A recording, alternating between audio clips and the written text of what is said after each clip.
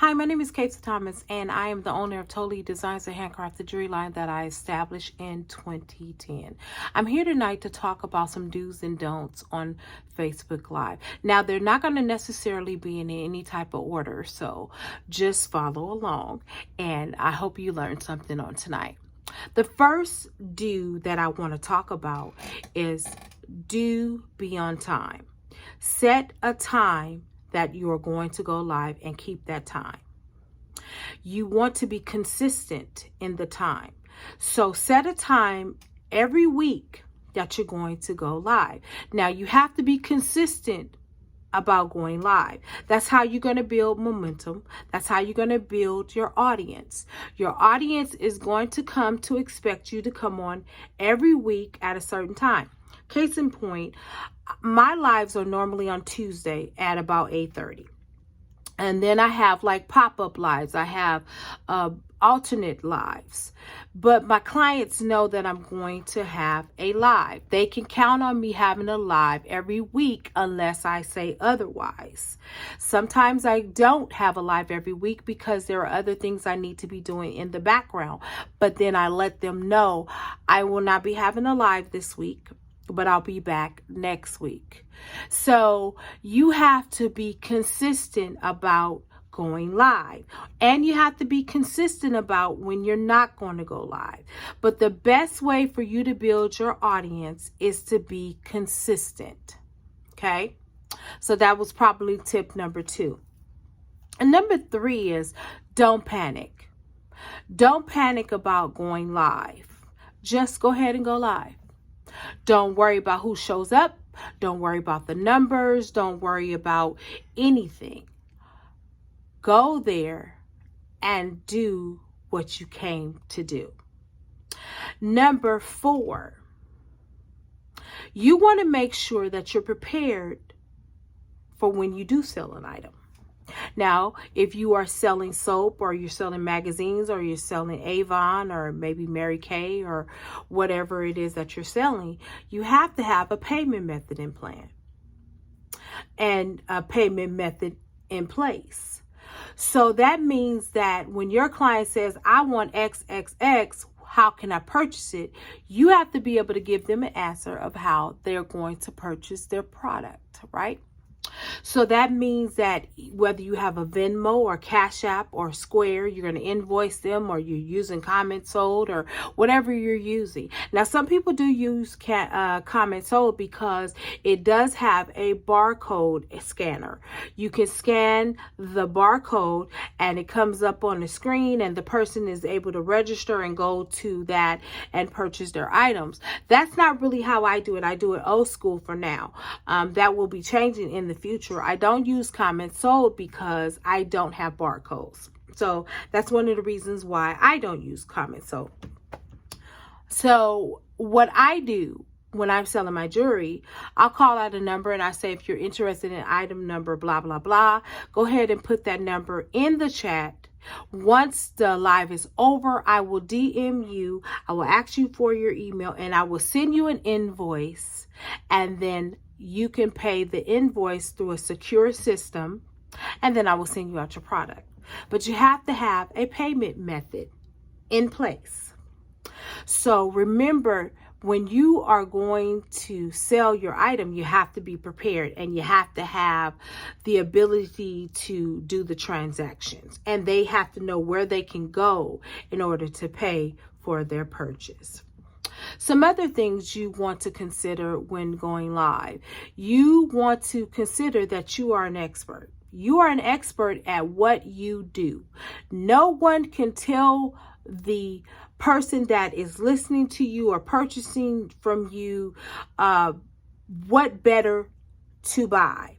For instance, my clientele that I have that follow me, I know them, and so I'm able to tell them, hey, Stacy or Liz or Lisa, this would not look right on you because XXXX, because I know their style, I know their size, I know their neck size. I know their earrings. I get to know everything about my client. So that's another thing that you should know when you're on your live. You should know your client. So that goes back to, if you're doing a Facebook Live for the first time, you're not going to know your client. It's going to take you time to get to know your client.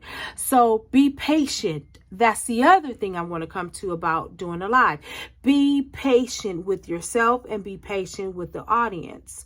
The other tip I would say is come up with games. Now, you may not think games are important, but they absolutely are. They keep the audience engaged. I play trivia. I do Family Feud, or I do numbers, or however. I come up with little games that we can play in order to keep my audience engaged. Now, is it every week that I have a huge audience? No, sometimes my audience is very small. But at the same time, I'm still confident, because even if I don't sell anything on that live, somebody always goes back to the replay and they inbox me and say, hey, I want this item. That's the other thing. Don't worry if nobody has made a purchase from you on your live. You've done all the work. You've done all your presentation. Don't worry about it, because somebody, I guarantee you, will go back on that live and they will inbox you and say, I want this, that, or the other. Okay? Be engaging. Act like you want to be there. That's the other thing. Be excited about going live. Be excited about what you are selling. Be excited. Because when you're excited, the clientele is excited and they want to shop with you. On my lives are so funny and off the hook at times. My clients, they get on there, they haggle with one another, they cap on one another, they even, try to take the product from one another. It is absolutely hilarious, and it's all in good fun. And the reason why my lives have been successful is because I create an atmosphere of joy. I create an atmosphere of fun, and they're ready to shop. And when I tell you they're ready to shop, they're ready to shop. So prepare your atmosphere. People can literally feel the energy through your little device that you are going live on. Don't take things so seriously, and don't give up. Don't give up if it does not work the first time. Those are some of the do's and don'ts that I want to share. At the end of the day, your live is going to be what you make it to be. Now, I want to also say that, going back to you being an expert, listen, why do you think we have lots of stylists? And I'm talking about clothes stylists. They style people, okay? Hairstylists, makeup artists, PR reps, whatever they are, they service their clients. The client depends on them to put them in the latest fashion, depends on them to put them in the most beautiful makeup, the eye-catching makeup of the week. You have others that are on there telling them, this is what you need to say or what you don't say, because clients trust you. You are the expert. Act like you're an expert. And no, and matter of fact, you don't even have to act like you're an expert. You are an expert. You help set trends. You help set momentum and all those different things that are transpiring in the fashion industry. Case in point, you have a recipe that helps people lose 15 pounds within 2 weeks. You are the expert. So you tell the person, I'm going to take down some information about you, and based upon the information in which I receive, I'm going to go ahead and send you this back, and this is guaranteed to help you lose that 15 pounds in 2 weeks if you do exactly what I'm telling you to do, according to your metabolism, according to your workout regimen, and so on and so on and so on. People are depending on you to tell them what they need.